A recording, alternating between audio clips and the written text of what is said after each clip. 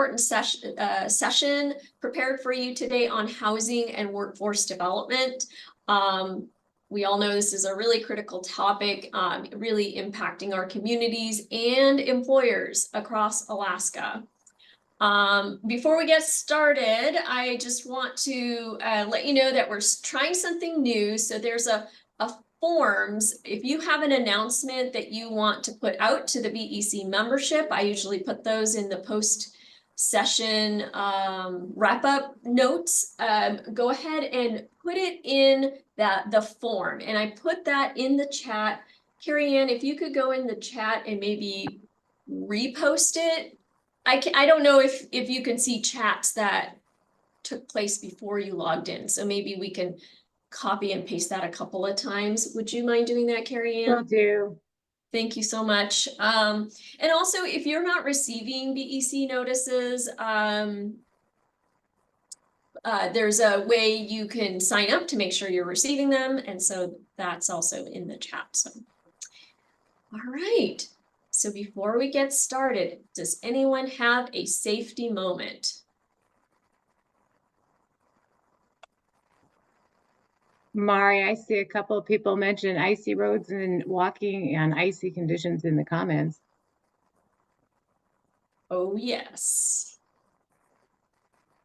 And if in the Alaska Safety Alliance, this is a shameless plug moment, but the Alaska Safety Alliance does do slip simulator training. So if your employees need slip simulator training, you can contact us. Now's a good time to advertise that service because of the care that we need to take walking on icy sidewalks and driving on icy roads. All right. Okay, well, my name is Mari. I'm the Executive Director of the Alaska Workforce Alliance. I'm joined by Carrie Ann Carty, our President and CEO of the Alaska Safety Alliance and the Alaska Workforce Alliance. I facilitate these business education compact meetings. Today, we're going to be diving into the key issues and opportunities surrounding housing shortages and their effect on Alaska's workforce.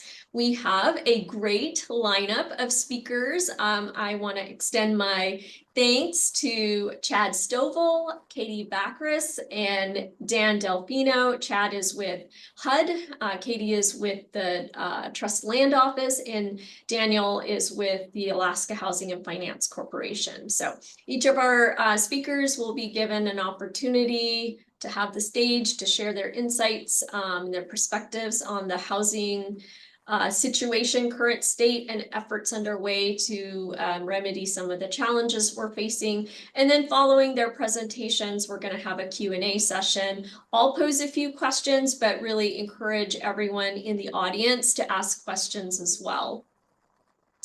And as I begin, I really want to encourage everyone here to think about the ways housing impacts you, not just as individuals and families, but how it impacts us Alaskans in the broader workforce and economy. So whether you're here as an employer or as a training provider or as an advocate or community members, your participation today in the Q&A portion especially is really valuable as we work together towards sustainable solutions and think of ways that we might be able to collaborate towards solutions. So with that, I want to go ahead and turn it over to our first speaker, Chad Stovall. Chad, if you would come on in and go ahead and introduce yourself and your topic. Sure. Yeah, I'm Chad Stovall. I'm with U.S. Housing and Urban Development. And Mariko, it is saying it's happening, and someone else is sharing their screen. So let me see if I can pull mine up here.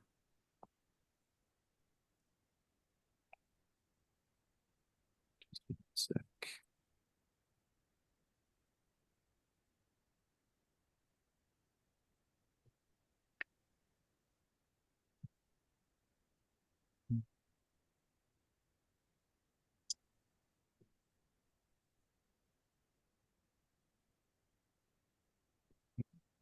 Sorry, one sec here. we work off Teams and it is a little clunky sometimes. So is my screen popping up there? Yep, you got it. All right, wonderful. Thanks, folks. Thanks for bearing with me. I'm from the South. I take a few more minutes. I appreciate your patience here.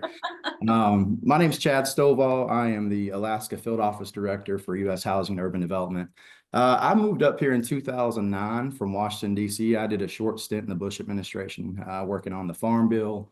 But I've always wanted to come up to Alaska, and I was enthusiastic to get up here. And my family and I married a Palmer girl. We've been up here for about 14 years, minus kept, a couple of years chasing promotion. So it's been a pleasure being back up here to reestablish ourselves and to get, established here in this market. So we're inspired every day living here. I know most of you all are. That's what keeps us here. And so I've been asked to talk a little bit about why we are having different variables in this housing equation that's making it tough on us. So but before I get going on that, let me just tell you a little bit about U.S. housing and urban development. Obviously, we are housing, but really the most understated part of my job is probably that urban development piece there. And really, this job has been very much redefined. Our agency's been pretty redefined since COVID has hit. We had about $5 trillion come out of the Treasury since COVID, since the CARES Act on. One of the things is there was not a lot of funding for housing in those appropriations. We've had two things that have happened, I guess, on HUD strategy, since then. One is we have been doing our best to leverage the opportunities that bring infrastructure and things online that get housing cheaper. And two, we are an extra set of hands because we don't have these historic appropriations to offload. So, the last few years, really, we have been involved in everything from food security to climate adaptation. And like I said, just the proper infrastructure that it takes to lower those housing costs per unit. So that's really been kind of the story of COVID. For those who are in the federal government, especially particularly in the funding agencies, our partners associated with us, it's been the Super Bowl, the World Series, and the Olympics of federal funding. It's truly a Ted Stevens type moment we have for generational funding from the federal government. It's really hard, I think, year in and year out for Alaska to find higher value propositions than what the federal government's offering, specifically for Alaska right now. So we've done our best to find those competitions where Alaska is uniquely competitive and provides infrastructure in front of the housing that it takes to get us there. So I'll talk a few things. I'll give, I think, 3 different examples or some of the most poignant contributing factors as to why we find ourselves in a housing shortage right now. The first one I'd like to start with is the ongoing effects of COVID. We've seen a lot happen since COVID. We've seen migration of people moving from state to state for different services, different cost factors, different opportunities. As we've had opportunities that have come out of this CARES Act from, ARPA funding on, we have specific opportunities, for Alaska that are packaged up for us. Like I mentioned, a few of them, climate adaptation. But one of the things I'll use to contrast, with the housing that draws a pretty poignant point here, I guess, is the military, national security communities of Alaska. Considering the Coast Guard through Southeast Alaska, Kodiak, Nome, what Fairbanks is F-35, C-130 expansions. We find very tight housing markets, especially with federal growth expected to happen in some of these areas. So what we found is from COVID, we've lost population in Alaska. Everything's about staging and planning years in advance to meet scopes of work. And so, having less of that apparatus has really put us in a pinch, especially as this new opportunity and growth comes our way. So just a couple of statistics here from the Alaska Economic Trends from the State Department of Labor magazine. From COVID all the way stemming into 2023 resulting data, we see that it's had a bite to our recovery, to our workforce development efforts, and really all those things that add to community economic activities. So those being strained across the board has really been, a continued lingering thing that's we're still dealing with out of COVID. The second most poignant thing I'd like to point out is the inflation that we've dealt with since 2019 in our purchasing power. So in addition to having less folks, less opportunity for expansion, we're not getting as much for our purchasing power for our dollar here.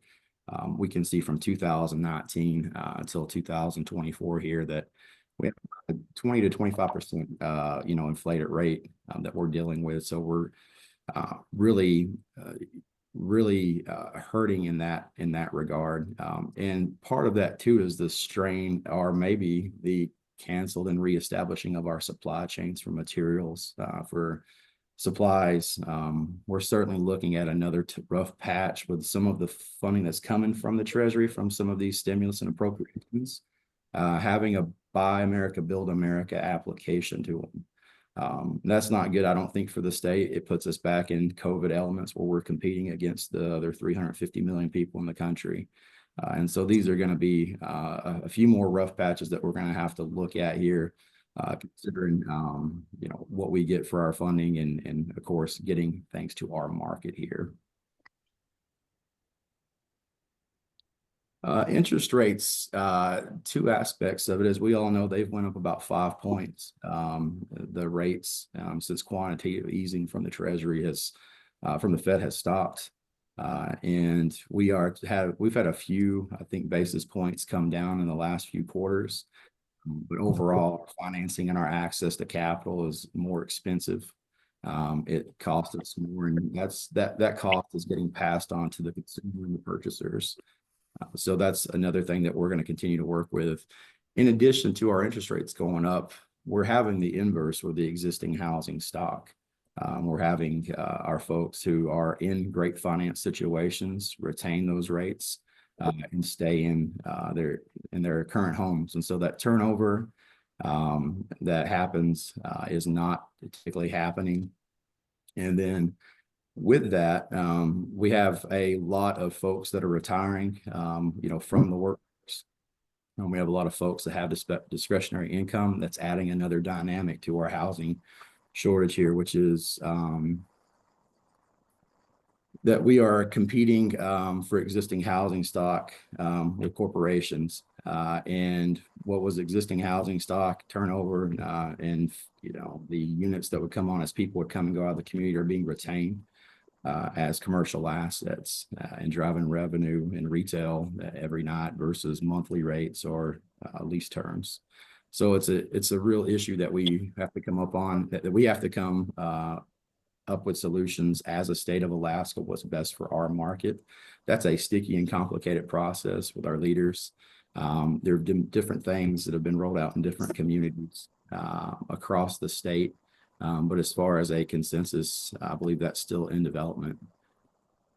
My last slide here I'd like to talk about a little bit is playing catch up is going to be complicated. It will involve infrastructure and community cooperation. What I mean by that is over the last year, we've been doing technical assistance panels across the state through different, housing partners. And really what we're finding out is that, most of the people who are anchor institutions in our community are already putting in some sort of resources, either into housing allowances or stipends to keep their employees retained and to eliminate the turnover that's prevalent, in rural Alaska and in Alaska generally. So, having after the state appropriation passes and we get our funding, the die's fairly cast unless the community comes forward and finds models that inspire confidence for those anchor institutions to, pool their money, to combine on finance strategies. This is something that we're exploring through community land trust, community housing trust, cooperative models. We're looking at a number of different best practices from around the country to inspire confidence in our communities, to lend itself to having folks look at developing together as a community versus trying to work our way out of housing deficits. And so that's something that we hope that we can do. It's a new dynamic that we're going to move towards, I think, as a state, when we can find, like I said, best practices that would inspire confidence from way to pull their money. The last thing I'll probably say here is understanding understanding where our deficits are in our communities, what infrastructure that we have and what needs developed for planning purposes would allow us to get on step with each other as a community. And what I mean by that, imagine if we put together a joint powers board where we had our boroughs, our cities, and our tribes sitting down together and understanding where their non-federal match lived from year to year. And then understanding where they can apply that towards housing projects, through new pieces of infrastructure that will open up accessible land for development. So, again, here with the phrase here, playing catch up is going to be complicated and will involve infrastructure and community cooperation.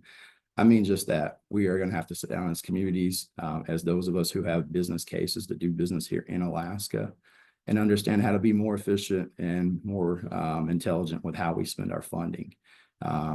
Myself and our partners in housing across the state are looking at the best practices and models that we can bring in that would that we could present to you all and find new ways, new efforts, without trying to add one more hat to the 15 hats that we all wear respectively in Alaska. So with that, I will hand it off to my colleague Katie.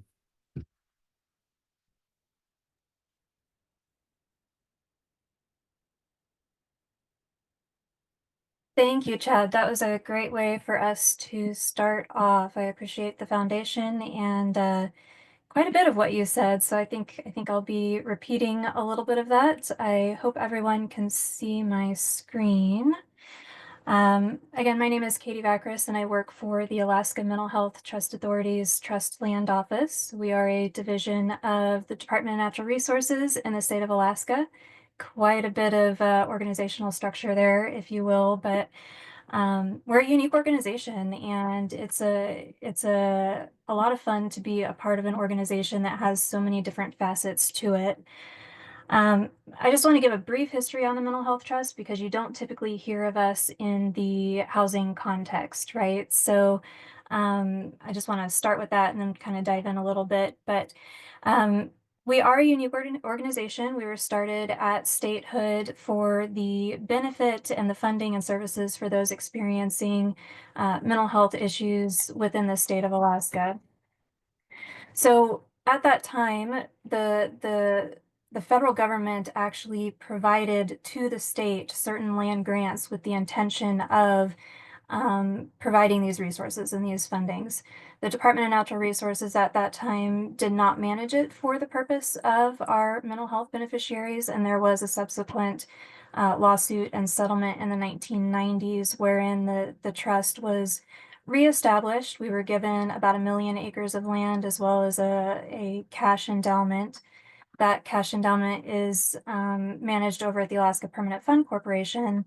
However, the land base is actually managed by the Trust Land Office, which was established at that time. So we are a contracting agency. We're a part of DNR. However, we do report directly to the Trust's Board of Trustees, as well as the Commissioner for DNR. We are self-funded. We do not take any general funds in the management of our lands. And again, we've got about 1 million acres statewide. But our purpose is we've got a fiduciary duty to manage these lands to maximize the revenue, to be able to use that revenue then to turn around and directly benefit our communities and those experiencing mental illness. So just quick definition, trust beneficiaries, we throw that word around quite a bit. But these are individuals experiencing mental illness, intellectual and developmental disabilities, substance use disorders, Alzheimer's and related dementia, and traumatic brain injury. So the Trust Land Office is a small office. We've got about 17 employees total managing about 1 million acres of land statewide. And we pursue revenue on our land in multiple ways: mining, oil and gas, timber, carbon currently, different development opportunities, tourism, and then general land sales, leases, easements, that type of thing. We also have a commercial real estate portfolio, and those assets are in 5 different states. We also, last piece about us, and then I'll get off of it. We also do have a requirement to steward that land. So it's not only to generate the revenue, it's also to ensure that the land portfolio that we have remains in perpetuity. So we've got the ability to generate revenue off of these lands for future generations of those Alaskans experiencing mental illness.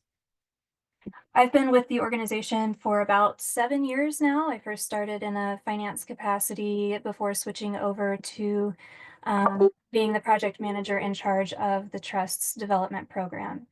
There is a commercial component to that, as well as a residential component to that. And prior to the state, I was in real estate. So kind of real estate and project management makes this a perfect role for me. I have a lot of fun.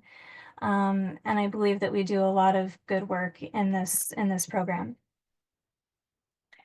So I think we all feel the impacts of the housing shortage in Alaska. We see the increasing numbers of the unhoused in our cities.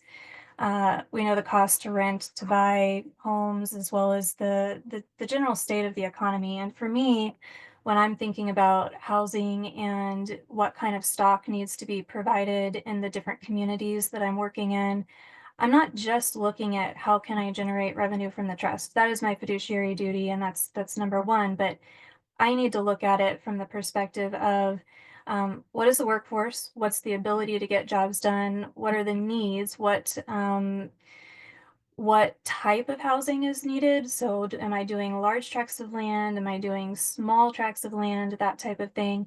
And I need to know what the economy is, right? So for me, I'm looking at all of these aspects as I'm developing. And I think all of us can kind of come at it from that perspective, right? We see the challenges that we've got within our cities, our communities.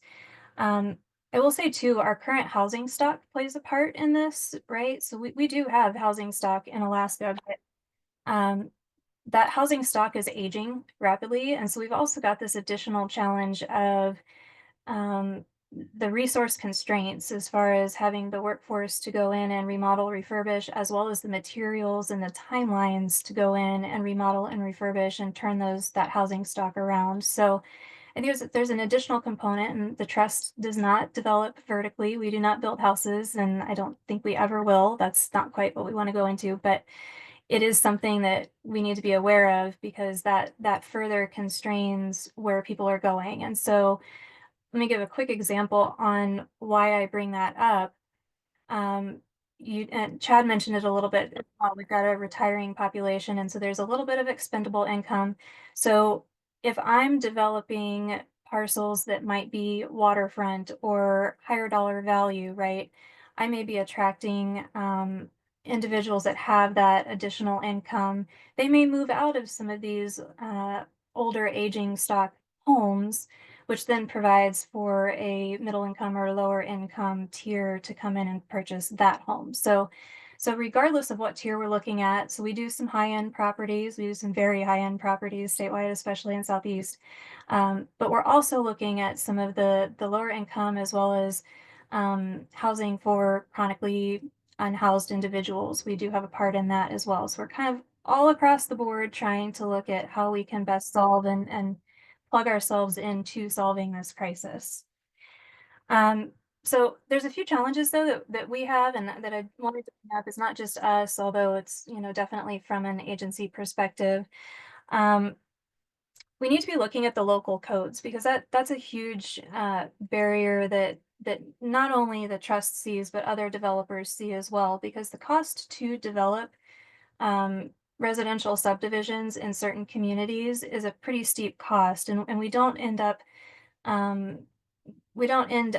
seeing the return that we need. And in fact, some of these communities where I've got projects, by the time we cost out the cost to build and construct roads as well as input the utilities, we end up with, a tiny bit of revenue, and sometimes they're not even profitable. And so for a state agency, a trust who's risk averse, that's very difficult for us to swallow, right? So there's not a motivation for us to go in and develop in some of these communities that do desperately need housing.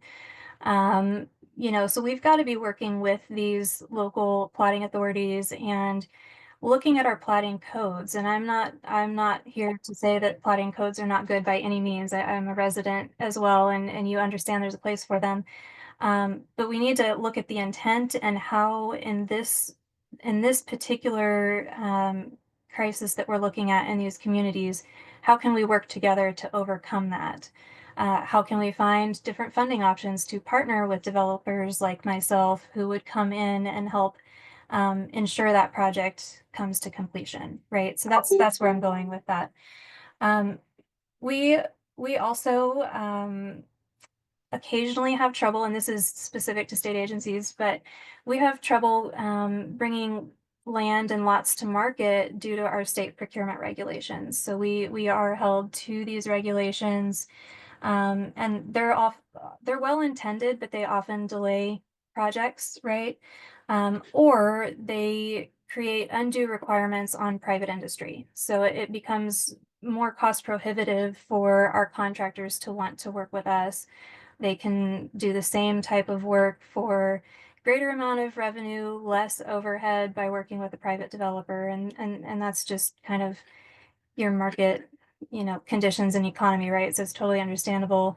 But it is hard for us to compete for the workforce when we have these additional state procurement regulations. So that's something that the state of Alaska is taking a look at.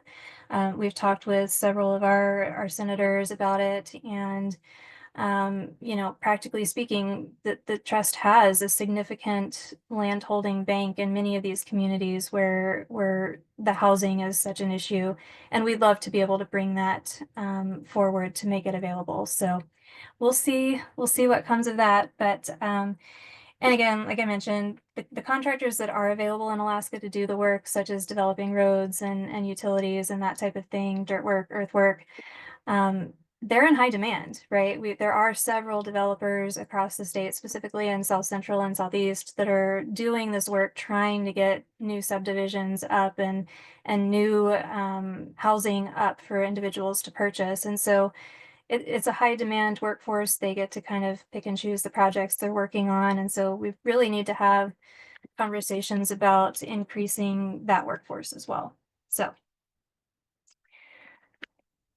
So we have multiple opportunities in front of us. I think it's a really exciting time to be both in this industry as well as to be working with the trust. The trust historically has not played a major role, but we recognize now that we do have a major role at the table as far as being able to bring land to the market. So we're statewide, like I said, we're in multiple communities. I work heavily in Southeast Alaska as well as South Central, where I live.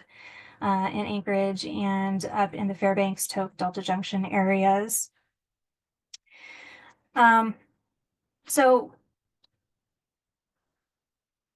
one of the things that I think and Chad mentioned this as well, as far as with working as a community and collaboration, those partnerships are so critical.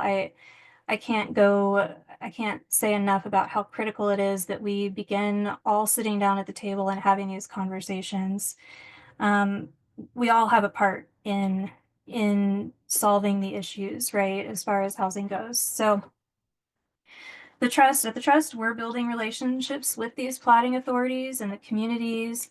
We do focus in areas and communities who want us there. So there's a bit of an element as far as, where the lowest hanging fruit is, in these communities. But even those that have stricter codes where we're struggling to see a profit made if we pursue projects, we're looking at different opportunities with smaller local owner operators to see if we can meet our needs, meet our revenue requirements, as well as ensure that we are contributing to the local workforce in each of these communities. That's one of the things that we have worked really hard on in the last year, is finding locals in local communities to do the work, ensuring that the contracts and the money that we're paying is going directly into those communities and ensuring a sustainable economy, as well as providing land for housing in these communities.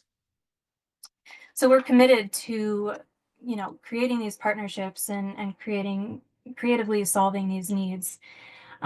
one of the things I wanted to just mention, because we are having to get really creative as a state agency in development. Like, I can't stress that enough, how difficult it is due to some of the procurement regulations and the increased cost that puts on us for each development project. But one of the things that we are doing is we're turning to the timber industry. And I don't know how many of you follow the timber industry in Alaska or nationally, but it is in crisis, and we are really struggling to get the timber despite the natural resource rich state that we are. And so we've got these local mill sites that are struggling, and operators that have been struggling to stay in business after, decades of working in the timber industry. So we've gone with them. They've got the expertise in building roads and clearing land in a way that, is so needed. And so we've really turned to them on some of our projects in Southeast and hope to do it in South Central and Northern regions as well. And that accomplishes our purpose of having an additional workforce get roads built. And it also accomplishes the purpose of ensuring that that industry and that workforce remains employed in the state of Alaska. And for us, that's part of the health of each of these communities that we're in. So it's really important to us to find these operators and ensure that we help keep them in business, because without them, we would not be able to do the work that we're doing. And so I kind of go back to that opportunity that we have with other industries such as timber. Is there value added? Can we use the timber that we have and find a way to actually create the materials we need to build vertically, build houses out of local timber? I don't know the answer, but I continue going back to those value added industry opportunities. Yeah, I think really at the end of the day, I look at how it is that we can continue partnering. I need that creative influence from, contractors and surveyors and plotting authorities and local organizations to come together at the table and say, okay, what do you have that I don't have? And how can we partner those resources together at the end of the day to solve the problem? So I hold the land, the trust holds the land at zero basis, meaning we do not pay interest on this land. We could sit on it if we wanted, which many developers don't have that opportunity. However, we do not have the expertise in, road building. We do not have the expertise in building vertically or providing opportunities for housing those experiencing homelessness, right? So we need to be partnering with these organizations to find a way to utilize our land, achieve our mission while also solving this problem. And that really comes down to what Chad mentioned before, is it's the partnerships, it's the collaboration that we have, and continuing to come together and talk and see what resources we can pull together. And with that, I think I will turn it over to Daniel. Okay. Thank you, Katie. Hoping everyone can hear me. I'm going to go ahead and share my screen.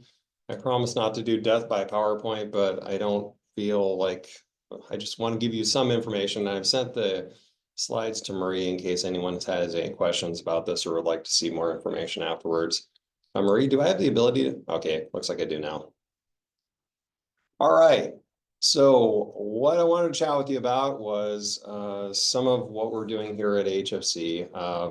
Those of you who don't know, I'm with the planning department. We manage a lot of grants that either build things that people will live in that are consistent with our mission, or we help people either obtain housing stability, homelessness, rehousing, things like that, or maintain their housing stability. We also have a mortgage department that does lending to help people buy homes and finance properties, individual homes, apartment complexes. And then we have an energy and research department that does weatherization and habitability upgrades. And I think they are kicking off a new program right now to have a new construction rebate program where they try and incentivize people to buy new homes in Alaska with $10,000 with an application that just launched. So we do a lot. My little section of HFC is focused on some of the programs that I'm going to talk about here. And it's operating these programs is why we look at this data to make sure that when we're allocating our resources, we're we're trying to solve a relevant problem to the communities that we're responsible for serving. So when we look at our housing production, it's mainly geared from the public space. It's mainly geared towards rental housing production. And these will be units that are affordable for rural professionals, for elders, for Alaskans affected by disability, supportive housing, some mission-based housing that people will occupy. And Alaska's a big state, but these programs have been around for a while. So this is our scorecard when we're looking as a statewide agency. Are there gaps in Alaska that our programs aren't touching? So the programs are out there. The challenge is the pace of the challenges that we face. They tend to exceed our housing production. So you can see that we typically fund about 15 developments a year. Depending on the size, it can be about 180 to maybe 220 units that we'll fund all across the state, which generally isn't enough to meet the demands that we hear from our partners across the state. And the needs, we've been hearing these stories for a long time, but they had been more isolated in some of the off-the-road communities. But we're hearing these stories more and more in places that you wouldn't expect, where it doesn't matter, you can have a good job, but there's no place to buy anything. And if you hear that something is going to come online, you basically have to buy it sight unseen, or you're going to lose it before it comes over there, which is crazy, but people have to do it if they can find a place to live. It works if you have the money to do it, but most of the people don't have the flexibility to jump on a house that quickly. We have really highly paid professionals that are sleeping on floors on rural assignments. We have critical services in some of our communities that are in danger of actually not being provided because they can't find places for their workers to live. And we hear stories about communities that some of the positions that help maintain their communities, they're in danger of losing the positions because they've been vacant for so long because they can't find a place for that person to live. So there's this feedback loop that's really destructive and pernicious in some of these communities that's directly related to housing. So it's a big challenge. In the places that have a housing stock, the news is a little bit better, but it's still kind of depressing. The affordability profile in a lot of our communities is, well, challenging. Keep using that word. We track the crossover point between what it's like for people who are going to be prospective homeowners and renters, and track the relative affordability. The renters faced escalation of about 26% over the past few years, and homeowners, it's been over 50%. A lot of that is attributable to the rise in interest rates. But what it's doing is it's keeping a lot of people that would be transitioning from rental units into homeowner units stuck in rental units. So it's creating schisms all over the state with this dynamic. What's odd is that this isn't people driven. Usually when we think about affordability or housing shortages, it's driven by a spike in population or some disaster that takes a bunch of units offline. What we saw up until about the pandemic was that we did see markets starting to soften as the population was decreasing, but that has actually reversed in recent years. So we've been witnessing declining populations in a lot of places around the state. There are some places that are growing. I don't mean to paint the entire state with a broad brush, but in a lot of communities, the population is decreasing. At the same time, the housing challenge is getting worse. So there's less housing stock, and what's housing stock is more expensive in communities with fewer people. And that's flummoxed a lot of folks. And one of the things that gets brought out rightly or wrongly is the growth of vacation rentals. And this is just a reality that we live with. When I started in this business about 17 years ago, you had houses and you had apartment complexes and you had hotels. And now a house can be any one of those three things. At any given point in the year, it can change multiple times back and forth through the year. It's going to be a rental unit, it's going to be a VRBO, and then it goes back and forth. So our housing stock is increasingly impacted by a hospitality or some non-residential component of our economy. And that's just a new thing that's difficult for us to track. If our population had declined and this hadn't happened, we might have a housing glut. So where's the balance? I don't know. It's a really complicated thing. And that's why I try and put these numbers in context. Because I think when we say, okay, vacation rentals have grown, and you look at this growth pattern, it's like, wow, that's a lot. Is that bad? Is this taking away homes? Well, where's the balance? Because what would happen if there hadn't have been this growth in vacation rentals and we had a population decline? What would our housing market look like? Where's the balance? It's a complicated question that's really localized to each one of these communities. What I can say from the data that we look at is that we keep finding new peaks every year. The growth in vacation rental listings is about 11% year over year. In the peak, about 2/3 of the units are occupied in each month. And it's there.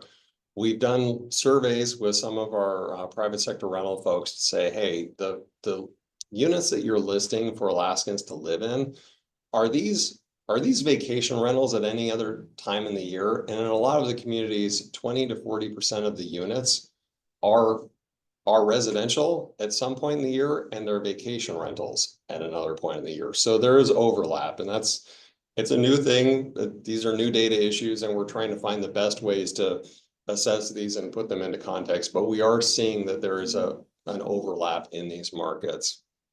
And it's not just like the places that you might think about with Anchorage or the Kenai Peninsula. We're seeing it in Bethel, we're seeing it in Kotzebue. There are a lot of places where vacation rentals serve housing for regional hubs or workforce housing. This is not just tourists coming in from California to take pictures of bears in our mountains. This actually is representative of Alaskan travel demand as well. So that's kind of what we're up against in terms of the market backdrop. And then what are we doing about it to try and combat some of the housing shortages that we're seeing? We started something up last year called the Last Frontier Housing Initiative, where we were hearing the most acute stories from the state commissioner partners about where they just cannot find places for their teams to live. Some private employers have taken to actually building housing for their employees. I could point to a number of communities that have actually done that. The state doesn't have the resources to do that for a lot of their workers. So we were trying to see what we could do to address some of these challenges. And we found that the communities that were listed by the commissioners is a really common theme: Bethel, Nome, Kotzebue, Sitka, Ketchikan. These areas kept rising to the top. There are other communities, but this was what made the first volley. And we saw that these communities weren't utilizing the programs that I showed that dotted all of Alaska. Like these communities are covered in some of our programs. It's just the development hasn't been keeping pace in recent years. So we did something new, and this is something that I see us really needing to adapt to be able to respond to the reality that we have in the state right now. We went to communities and said, we want to see housing done in your community. We're going to come to you with X number of dollars and an expectation for a minimum number of units. How can we help you get this done? And we approached the communities literally as partners on a quasi-government to government basis. We're a state corporation, we're not a government entity, but we were able to approach them on a government to government basis to get this, which was different than our normal procurement. And what we found was they're all very different. For those of you who don't know what this is a torque wrench. And if you've ever done anything that required a torque wrench, you know it's very important, because if you tighten something too tight, you end up stripping a screw, and it's a nightmare to try and undo what you just created. Or if you don't apply the right pressure, what you think you're tightening is going to fall apart on you very quickly. So it's really important when you're trying to do something that requires a tool like this to understand what the right amount of leverage is that needs to be applied to the problem to get to the solution. And that's what we encountered with all of these communities. Some of the communities don't. One community didn't even have an attorney on staff. They were dealing with the city manager who wanted to work with us, but they just literally did not have people. So our staff needed to supplement a lot of that work. Other folks just needed training because they understand construction, but they don't understand our programmatic framework. Other people needed to leverage our technology. All 5 communities that we worked in had a different need profile for us as a customer service agency to be able to help them. We needed to bring something to them in addition to dollars to make sure that housing got developed. And that's the message that I just want to try and get across, is that service delivery model has changed since I started. I used to be one of the young people here at Alaska Housing, and now I'm one of the older people. And the people who were older when I was young are now retired, and some are not among the living anymore. And we don't have a big crop of people that have come up behind them to replace them to the degree that we had when I started. So the hats that we're responsible for wearing to make sure that things get done in the state are evolving. So this, what we're doing now would have been unthinkable when I started in 2008. There would have been no need for it. But the alternative to stepping outside of our traditional service lines and competencies, the alternative is nothing gets done in some of these communities. This is what it takes to actually make sure that housing gets developed. So we're trying, and we are moving forward with this initiative. I'm happy to report that all of these communities that we listed, we reached out to them last year, and within a couple of months, we had agreements with all of them. 3 of them already started construction last year, and the other 2 are ordering their materials now. So all 5 of these communities, we're moving forward in pretty amazing record pace to get developments online. It just took a very different, I guess, view of your role in the process and what our role was to try and help these agencies. So with that, I put Stacy's contact information. She's our Director of Governmental Relations, because sometimes people ask advocacy questions and those always go to her. Marie has my contact information. I'm happy to answer any questions if you have any.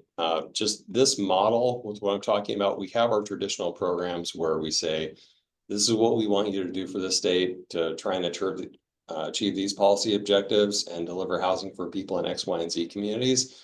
And we want to maintain that capacity. It's just, there are places that can't fit that model for one reason or another.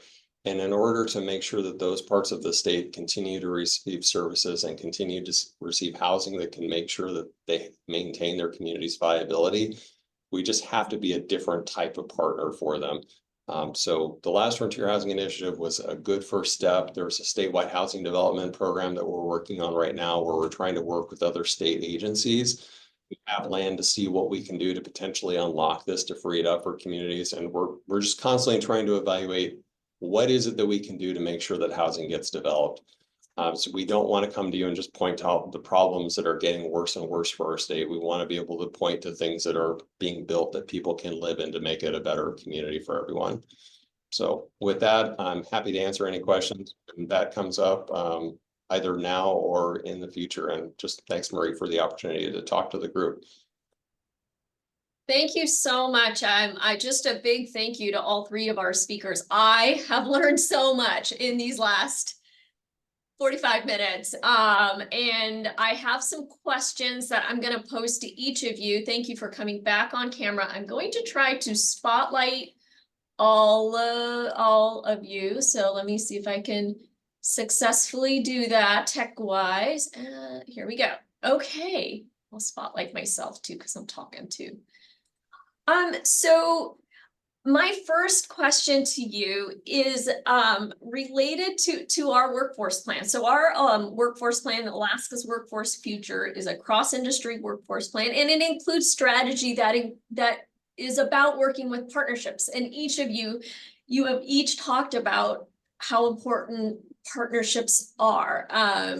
Katie, you brought up several of the challenges that you're faced with: procurement challenges, planning codes, and just thinking about this audience, the BEC audience. We are training providers, we're Department of Labor folks, we're Alaska Native communities and corporations and tribes are a part of our group. What can we as the workforce community realistically do? How can we collaborate with you all to help chip away at this housing issue? Go ahead, Daniel.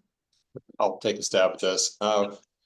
When we reached out to our state partners, we were hearing from a lot of folks with the similar issues in similar communities. I don't want to name drop them because Brian wasn't one talking to them, not me, but like multiple agencies, same community. And they have people coming into a community for 2 weeks or for a month or 2, and they have people that aren't going to be there all year. And we hear this from a lot of folks, not just in the state workforce. We also have units that are occupied and then left vacant throughout the year. So to the extent that there's an ability to pool resources or to come up, I'm not talking about like that WeWork thing where that company that went broke trying to have office space for everyone where they can just show up 3 hours and then another person comes in. But to the extent that there are resources that can be pooled across agencies to accommodate that temporary nature of people coming into communities, that seems to be a gap in the service model that VBRO and the vacation rentals is trying to serve, or it's incidentally serving. But there is a gap, and there is an inventory that's available in some communities that isn't always fully utilized because of the ownership and how the availability of that resource is communicated to the potential partners. And I have a feeling, and it's traveling around the state, people would help out their neighbors if they were asked. I just don't know what the status of those conversations or what the level of awareness is, and how people can technologically communicate what the resources are in those communities to try and make sure that they're available for as many people as possible. But I would say that is a piece of low-hanging fruit, the integration in terms of the communication of partners on the resources that might be available within the community for other people. I think that's a wonder, really good- go right ahead, Katie, and I think Chad wanted to jump in as well. I think that's a really great point that Daniel makes. And it just goes back to the importance of intentional communication within communities of organizations and individuals and agencies, and building a local network of what are the resources, how can we utilize these resources, and thinking creatively, right? Because I'm based in Anchorage, but I work statewide. I don't necessarily know what's going on in every community, though I work very hard to be a part of the communities we're in. But it's recognizing who all of the players are in the community and what those resources might be, to really come together and think creatively. We are such creative beings as humans, right? Think of all the things that have been created in the world, right? We're so creative. So how can we use that creativity and collaboration to come together to look at those shared resources? And so, yeah, Daniel, that was a really great point for one of the areas of how we can solve that. So thank you. And Chad, you mentioned pooling funding also as a best practice. So go ahead and jump in there. Yeah, so most of us who are on this call have a business case for being in Alaska.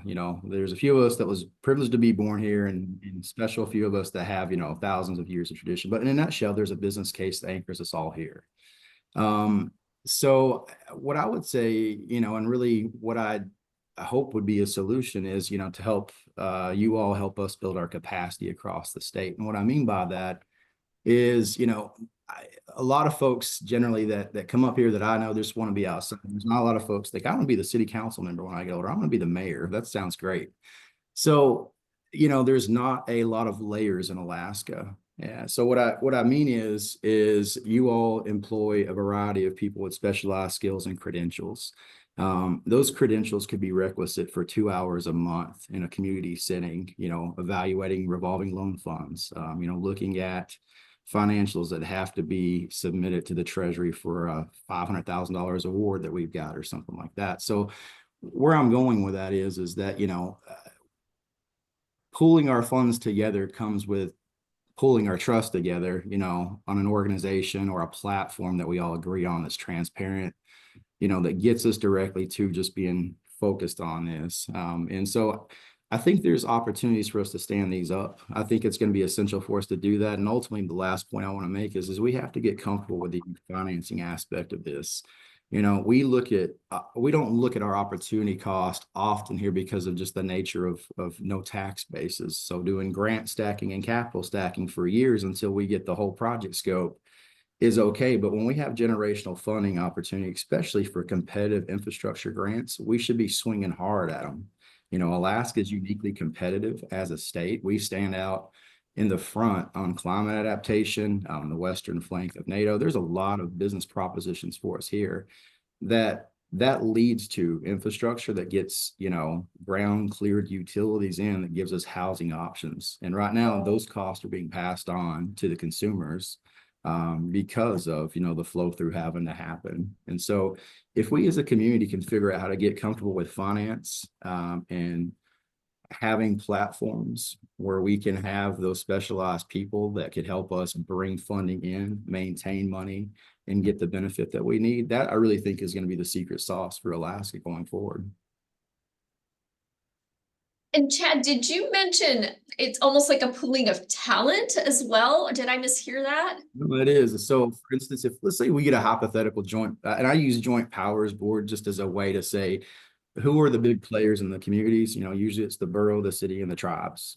They are the people that have layers and layers of different business lines and different organizational directives. So having, just some of those prominent entities in the community sitting down regularly, understanding where their overlap lives, which housing is a prominent one right now. Daycare is a big one. It used to be broadband, but because of Starlink, it's a whole new world. But in a nutshell, we have these overlap territories that we could sit down and understand, okay, here's what represents and constitutes our non-federal match on this topic. Where can we leverage this 5-to-1, 10-to-1, no match requirements in some cases. So it's just about being aware of that funding and providing a capacity building organization that could help put these models together. Our folks can do this. It's just a matter of it's new for them to do it. And we've seen success around the state with this. It's just a matter of how do we do this at scale. That is such an interesting and innovative suggestion. Thank you. So kind of leads into my next question. Do you have any examples, some concrete stories about where some kind of an innovative, deliberate action was taken to increase housing access in a way that was sort of out of the box? I guess I'll start us off on this one. The trust is more and more thinking about how we can be innovative as we look to get our land to market, but also meet the needs of our beneficiaries and the general communities that our beneficiaries call home, right? So about a year ago, we were approached by a nonprofit organization down in Sitka. They had received grant funding already, so they had money in hand to build tiny homes for individuals in Sitka experiencing chronic homelessness. And just for point of note, many individuals, if not most individuals experiencing chronic homelessness, also are experiencing some type of mental illness, meaning they are direct beneficiaries of the Mental Health Trust Authority. So they approached us and said, hey, we have grant money. We've got the materials on order for, these tiny homes to solve this problem in our community. But we have no place to put the little community. There's no land on which to put it. And we've got land in Sitka. That's one of the communities that we are in. And so we sat down at the table with this organization, with the community, platting authority. We had our United States delegation in that, and we sat down and said, okay, how are we going to solve this problem? They needed this type of housing in the community of Sitka. And, we've got land. We've got a large parcel of land in Sitka, though. They only needed a couple of acres. It didn't make sense for us to try to subdivide that out. They also did not have the funding to purchase the land outright from us. Or lease it at a market rate from us. That they didn't have the operating capital, so they had received a capital infusion to build, but not the operating, day in and day out of this facility. And so our board of trustees did something that they had never done before, but they ordered the trust land office to issue a below market rate lease. So it's a long-term lease. I think it's like 99 years. And this organization pays very little to us in order to put this community up in the city of Sitka. And so that's something that wouldn't have happened. We wouldn't have known to even dream that up on the side of the trust land office who manages the land and works to develop the land. We needed that community partnership to come together from a nonprofit organization, a community, and all of these individuals to sit down at a table. And there was a literal sit down in the city of Sitka where we said, okay, how are we going to hash this out, right? And it's one thing, it's one of those examples that we're really proud of. We're excited because it directly benefits those experiencing mental illness in communities, but it's also a healthy thing for the community at large in Sitka. It was very well received overall. And we've done similar options with below market lease rates this year in other communities. And so that's what I kind of go back to is with this group that's on this call is we're better together. You know, I'm open, I'm looking for ideas on how I can develop both to generate a high source of revenue, but also in ways that we can improve our communities, because I do believe that a healthy community is going to help our beneficiaries directly as well. And so I can't think of all of these ideas, right? I need people in industry and in nonprofit organizations and in other government agencies. You know, I enjoy working with both Chad and Daniel, and we're trying to solve some things, you know, with funding options for the trust to partner with as well to get these things out. But we can't do it alone. I know, Daniel, we've got our fingers crossed. So, but we can't do it alone. We need industry to help think of these creative ideas to help us solve that problem. And we need seats at the table in all of these communities. Well, thank you. That feels like a gauntlet has been thrown for this group. So Daniel or Chad, do you have any comments on that? Yeah, Anything you'd like to add? Go ahead. sure. So, I mean, I've been around for a bit, so I've seen a number of initiatives succeed and fail. And the ones that tend to succeed have a really common thread in that they match capacity and passion in a community as opposed to originating from my office or someone else's in the building. So like the project that Katie's talking about in Sitka, great. Two amazing people down there with that group and the First Marine Land Trust. When you find that, you supercharge it, you let them run as far as they can. We can't create that. So like it's not replicable without that passion. And look, what we've done with the COVID relief programs and the Last Frontier Housing Initiative and what we're trying to do with the statewide housing development program, I think it just starts with what are we trying to do for Alaskans? Are we trying to help X, Y, or Z community? And like, what's the space and what resources can we bring to bear? And just to be flexible with how we're going to assist the communities and like what our outcomes are going to be. When we started up the COVID pandemic programs, it started with a conversation with Lisa Aquino at Catholic Social Services. And she was like, yeah, we're going to be able to help a lot of people. And that we had a partner who just wanted to help other Alaskans and we figured it out. And it's that sort of flexibility is what really makes these things possible, as opposed to trying to take it from a programmatic perspective that we can cookie cutter anywhere in the state. That just doesn't work. And I know it's frustrating for a lot of people, but we are funders. We have to have partners in the community. So we can only fund what people are willing to do. We can only fund things that a workforce is capable of implementing. So it's just the innovation that we've been a part of has been responsive to what the communities have and making sure our resources adapt to the communities, not the other way around. And maybe the only thing I'll say is just, generally, I think Alaska and Alaskans, we have to bet on ourselves. Nobody else is going to do that for us. So we have to take the risk.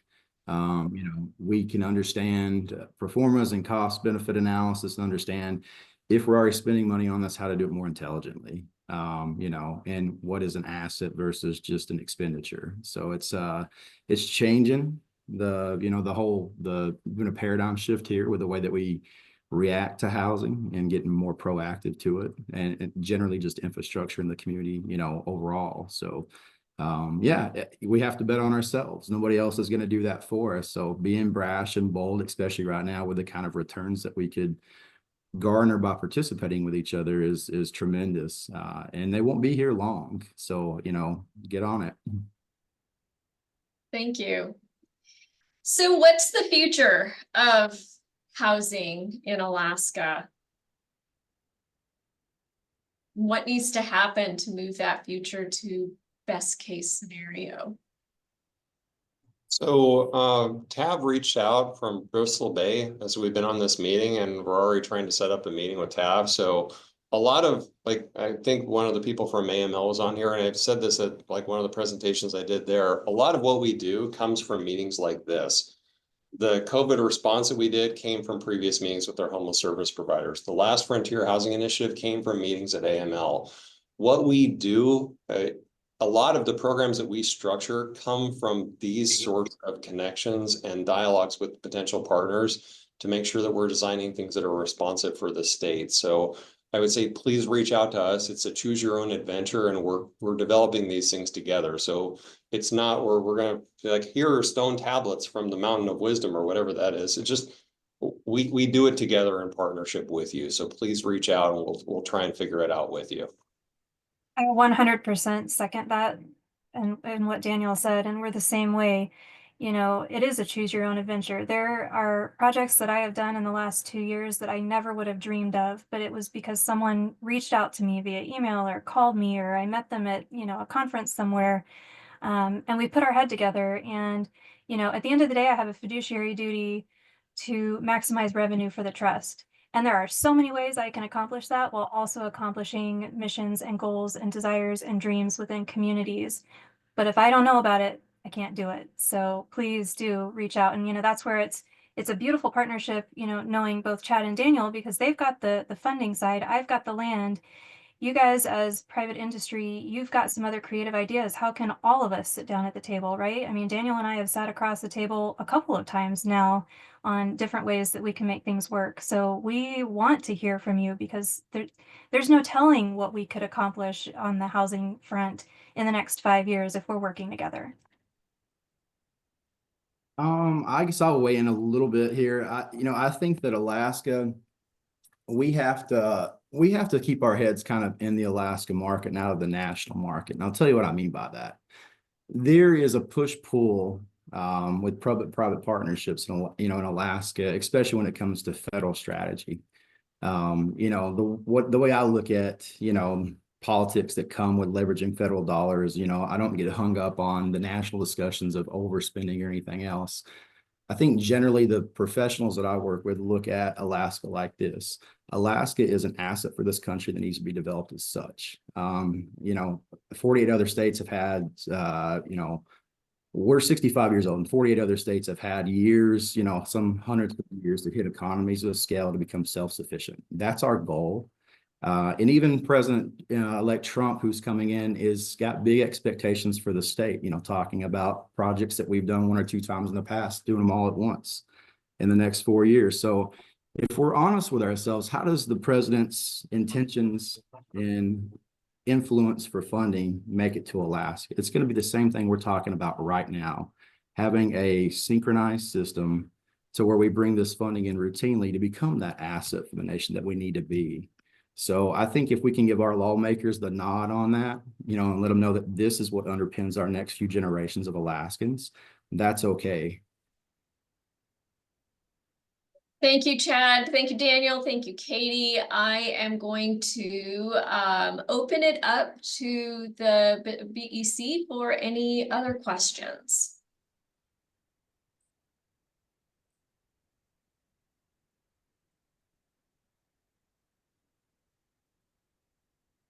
Go ahead, Jody.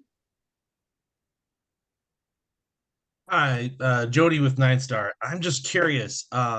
I know there's a lot of talk of like the both the funding and the land asset side of things, but as far as another part of the housing problem in a lot of these remote communities is the material costs of shipping and then to construct in general. Have you guys talked to anybody about innovations like cement 3D printing of housing in these remote communities to reduce those costs? Because I've seen some really interesting stuff. Yeah, absolutely. So my family is actually based in Texas, and in fact, today I am coming to you from Texas while I visit my family. But there are some really, really awesome organizations that have started. There's a couple of them in Austin, Texas, that are looking at different ways of doing 3D printing. And I have a meeting with them next month, actually, to go take a look at their factory and what that looks like and how could we potentially bring that or utilize that in the state of Alaska. But there are some amazing different possibilities that we could do with 3D printing and or just being able to create and make our own concrete locally in Alaska, right? And so yeah, I'm super excited about the possibilities of that opportunity, both for rural and urban areas within Alaska, because it's being used in Texas in urban communities. I've driven through some of them and it's pretty cool.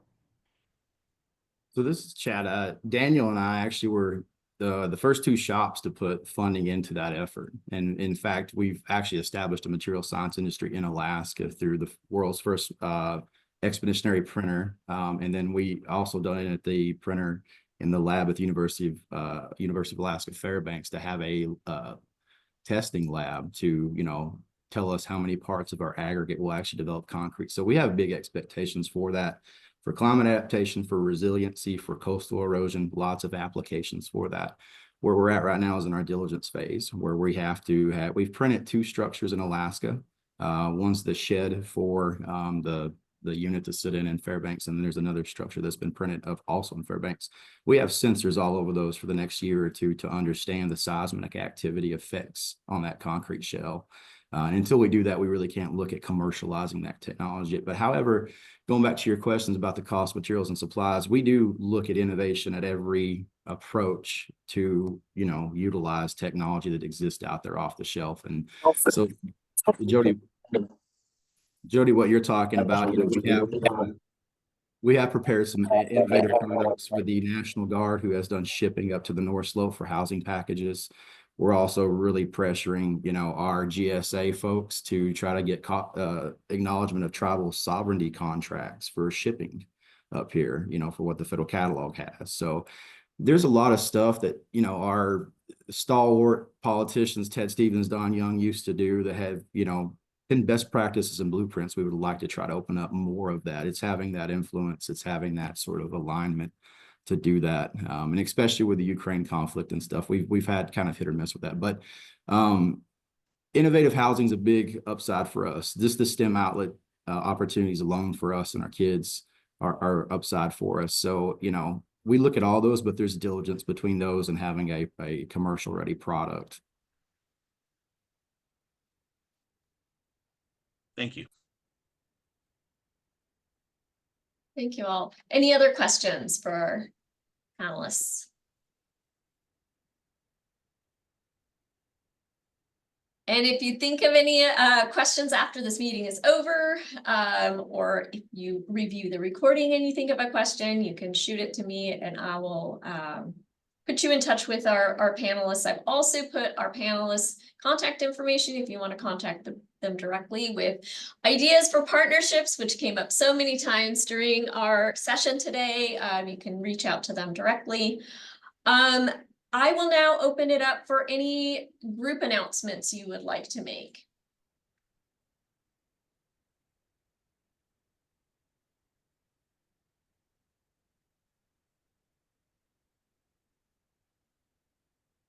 Go ahead, Amy. Good morning. This is Amy with Alaska Literacy Program. I just wanted to let everybody know that our classes are going to be starting on Monday, January 13th. So we'll be offering English classes, test prep classes, digital literacy, as well as a IET Path Academy for English language learners. So if you have anybody who you might know might need any of those services, please have them contact us and we can get them registered. Amy, I'll make an announcement that Women in Construction Week is coming up in March, and there will be a variety of different women in construction activities in that week, including a Get Hired job fair in Fairbanks on the 5th of March and a Get Hired job fair in Anchorage on March the 6th. So mark your calendars, spread the word. And when we talk about Construction, we're talking about construction and construction adjacent jobs. There were a lot of folks hired into like bookkeeping and the financial side of construction in previous years. There's this huge demand for those kinds of jobs as well as engineers. And our Get Hired event is not just for women, it is for men and women and for everyone. So, and if you have anybody else have announcements, feel free to jump in. But if you want to have your announcement in our post-meeting summary, please do fill out the form that I put in the chat.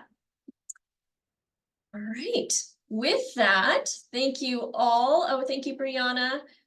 Thank you all for joining us today. Next month, February, let's see, the second Wednesday of every month is our BEC meeting. So the next one will be February 12th. We will have a session on the untapped workforce featuring the Department of Corrections, as well as the Alaska Literacy Program. We'll be speaking about leveraging the Department of Correction workforce and the immigrant workforce.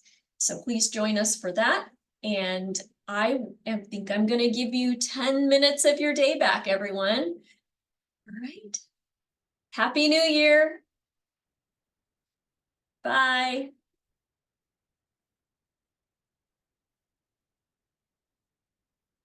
Bye. Goodbye. Thank you, everyone.